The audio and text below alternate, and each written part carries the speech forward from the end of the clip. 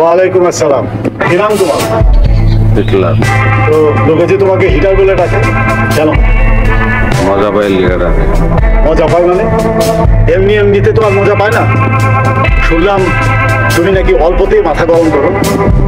কি মাথা গরম হইলে তো স্যার মজা পায়। এই লেগে মানুষ জোর করে মাথা গরম করে দেয়, ঠান্ডা রাখতে দেয় না। কে ঠান্ডা রাখতে দেয়? সবাই। এটা কোনো কথা হলো নাকি? কেউ কারো মাথা গরম করতে পারে? আচ্ছা তুমি আমার মাথা গরম করো তো দেখি। করো দেখি করতে পারো কিনা। স্যারের মোটর সাইকেলটা আমার এখানে আনেন, আমি দেখাইতেছি। কি দেখাবে?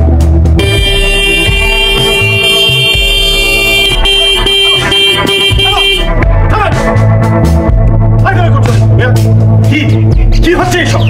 লোক তো তোমার মাথা গরম করবে কি? তুমি তো সবার মাথা গরম করে দিচ্ছ। আর আপনি তো করলেন, পারলে আপনার মাথাটা গরম করে দেয়।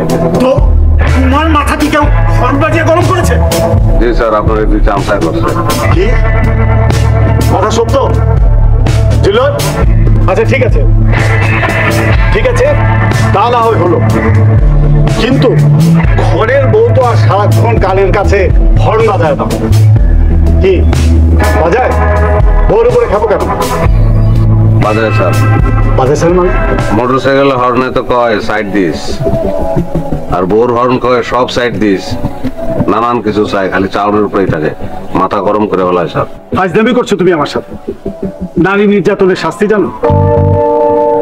3 বছরের জন্য সোজা ঢুকে দেবে 14 শিখের ভিতরে। মাথা গরম হলে সকাল সন্ধ্যা মস্তিষ্ক সঞ্জীবনী সুধা মালিশ করে দেবে পায়ের পাতার মধ্যে। মস্তিষ্ক সঞ্জীবনী সুধা ছিল ডান্ডার বাড়ি, যাদের উপর ডান্ডা পড়লে সব ঠান্ডা। জন এশেট কি বলেছেন জানো? বলেছেন যে আগুন দিয়ে যেরকম লোহা চেনা যায়, তেমনি মেজাজ দিয়ে মানুষ চেনা যায়। আজকে থেকে স্ত্রীর সাথে কোনো প্রকার মেজাজ খারাপ করা চলবে না। পরীক্ষামূলকভাবে তোমাকে 7 দিনের সময় বেঁধে দেওয়া হবে। যদি আমি শুনি যে বিন্দু মাত্র স্ত্রীর সাথে মেজাজ খারাপ করেছ, তাহলে কিন্তু সোজা হাজতে। ওকে ওকে স্যার।